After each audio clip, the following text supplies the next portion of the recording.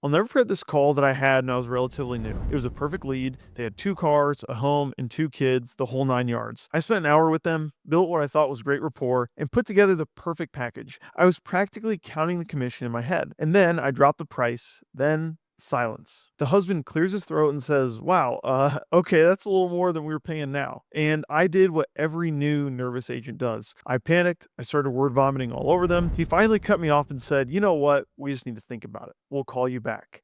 And as you probably guessed, they never called back. The very next week, I had a prospect hit me with the exact same objection. "Your price is too high." But this time, I didn't panic. I took a breath, and instead of defending the price, I agreed with him and then reframed the conversation. I said, "You're right. It is more than you're paying now. But are we comparing the same thing?" It completely disarmed him. He paused and said, "What do you mean?" That little question opened the door for me to go back and highlight the massive gaps in his old policy. It's a completely different thought process. An objection is not no. It's a sign of engagement. If they weren't interested, they would have just hung up. The fact that they're still telling you their concern means they're still in the conversation. They're basically saying, "Help me understand this," or "Help me justify this decision." You're not a salesperson in that moment, you're a problem solver, helping them make a good decision. When you shift from convincing to clarifying, the entire dynamic changes. The tension disappears, you stop being an adversary, and you start being an advisor. That's the secret.